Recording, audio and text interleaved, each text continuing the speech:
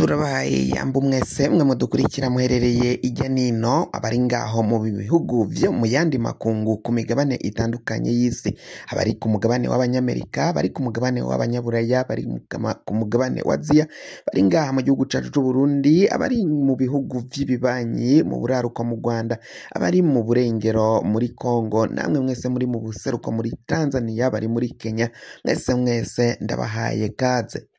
Iyi ni ya Kare TV, fyonda subscribe niba ukoresha ururimi rw'icongereza canke niba ukoresha ururimi rw'igifaransa fyonda sabone, hama uja ngaho buryo urafyona no kwa kantu kameze nk'agakengeri uracubona n'akandi kameze nk'akazogera nako ufyondeko iburyo bwawe. Amakuru azindukiye ngaha mu gihugu cacu c'u Burundi, ibintu bibandanya kuba bibi cane.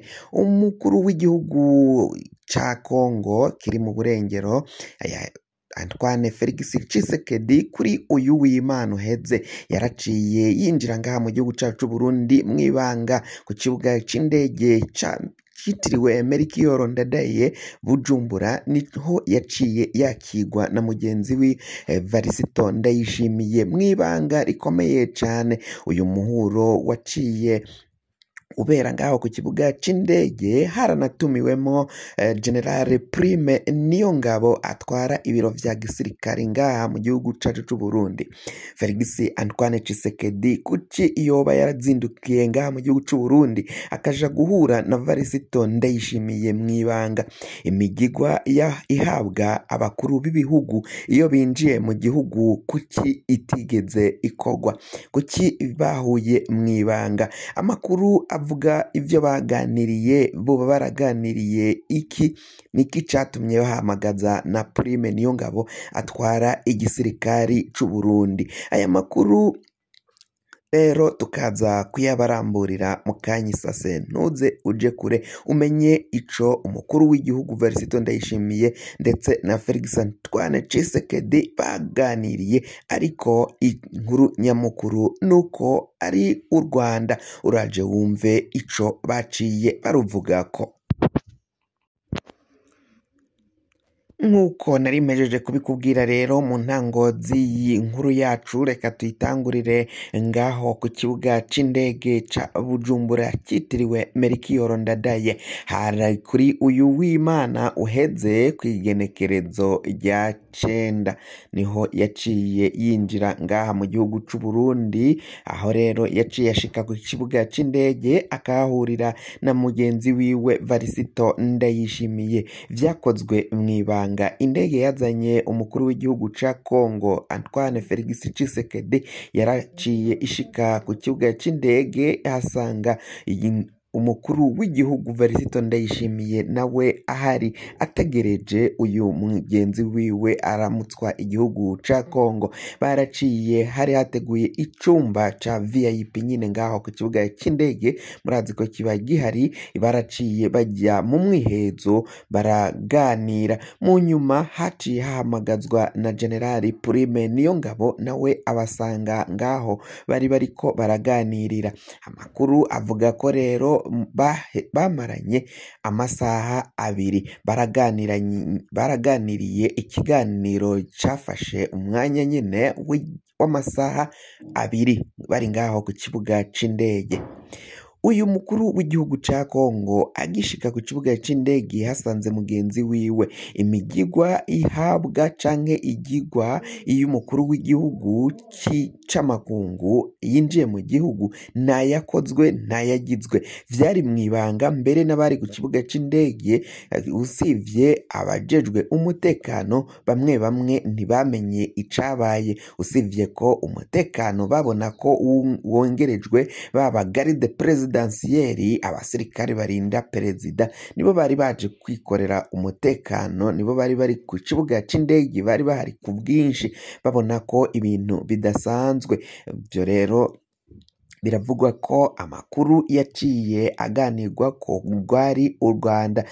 Uyu Felix Tshisekedi yarasavye Ndayishimiye kuzomuba hafi, akagumana kumuha ingabo, kumuha abasirikari, kuko ngo bipfuza kurwanya u Rwanda. Aravuga ko u Rwanda bose ngo ari umwansi wabo, arahora abajujuvya. Aravuga ko rero Ndayishimiye na Felix Tshisekedi bashize hamwe bakavuga ko bagomba kuzogwanya abo banyarwanda, bivugwa ko baciye barungikwa ngaho mu gihugu ca Kongo bikozwe n'umukuru w'igihugu kibanyi c'u Rwanda Paul Kagame. Nivyo Felix Tshisekedi ariko aravuga. Abarundi bafatiwe ku rugamba ngaho muri Repubulika Iharanira Intwaro Rusange ya Kongo bafashwe n'umuhari M23 nabo baraciye batangaza ko iyo bavuye ngaha mu gihugu c'u Burundi babwirwa ko bagiye kugwanya abanyarwanda. Abatari bake rero bakabandanya kwibaza, abanyarwanda u Burundi bubagwanyiriza muri Kongo, abanyarwanda baba mu gihugu ca Kongo. Ivyo nibiriko biragenda vyibazwa. Ni mu gihe igihugu ca Kongo caciye cagiriza u Rwanda karirwo rwateye ico gihugu, ariko u Rwanda rukagenda ruvyamirira kure rubihakana ko ataribo bateye igihugu cabo, ko Kongo n'abakongomani ari bo ubwabo bagomba kwishakira ibisubizo, kuko M23 ivuga ko ari abakongomani baharanira uburenganzira bwabo bwo kwitwa abakongomani. Naho bivugwa ko bavuga ururimi rw'ikinyarwanda ntibisiguye ko ari abanyarwanda. Abakongomani babarizwa ngaho muri Kivu y'Uburaruko rero benshi bakaba bavuga ubwo rurimi rw'ikinyarwanda.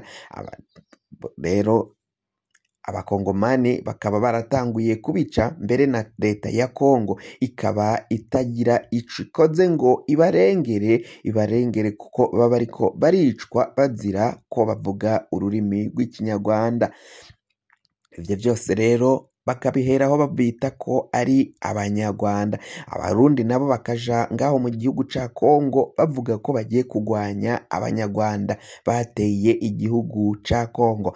Mu myiyamamazo rero uyu Felix Tshisekedi agiheza kuganira n'umukuru w'igihugu c'u Burundi Varisito Ndayishimiye, yaraciye asubira mu gihugu ca Kongo, yaraciye ahitira mu gisagara ca Bukavu, aho ni muri Kivu y'ubumanuko, aho yaciye agira imyiyamamazo avuga ko umukuru w'igihugu kibanyi c'u Rwanda Paul Kagame ari nka Hitireri. Aho ayo majambo rero yafashwe nabi cane, isi yose iriko iramwiyamiriza ko yakoresheje amajambo atari meza, amajambo ndengerabutungane, aho avuga ko yahangaye mugenzi wiwe umukuru w'igihugu kibanyice akamwita ko ari nka Hitireri, kandi ko ngo azomurangiza nk'uko Hitireri yarangiye. Bivuga ko rero uyu Antoine Tshisekedi azokwica umukuru w'igihugu c'u Rwanda, uyu ni Paul Kagame afatanije na Varisito Ndayishimiye, bose bishize hamwe ko bagomba kwica umukuru w'igihugu c'u Rwanda Paul Kagame. Ivyo nivyo bivugira mu majambo yabo. Uyu Antoine Tshisekedi yabivugiye mu gisagara ca Bukavu muri Kivu y'ubumanuko, aho yariko aragira imyiyamamazo. Ni mu gihe rero hari abarundi kandi baciye bataha, abarundi 200 baciye bahunga urugamba, bivugwa ko ari ibigwari, babaye ibigwari ku rugamba kuko bararutorotse bariruka bararuta barahunga, barayanyaga batungwa nayo bameze. Bivugwa ko rero baciye bajabukanwa barataha bashika ngaha mu gihugu c'u Burundi, baciye bahitira mw'ibohero, baraciye bajanwa gupfungwa ko ngo babaye ibigwari basevya igihugu.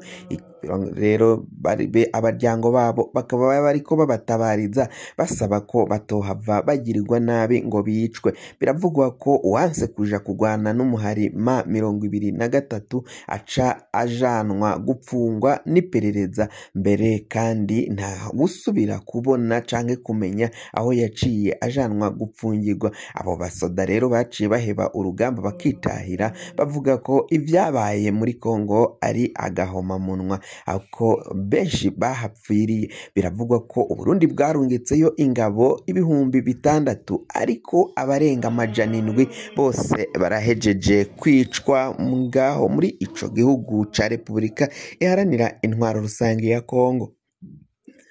fyonda subscribe niba ukoresha ururimi rw'icongereza canke wowe ukoresha ururimi rw'igifaransa ufyonde sabone kugira ngo amakuru y'Iyakare TV aze agushikira.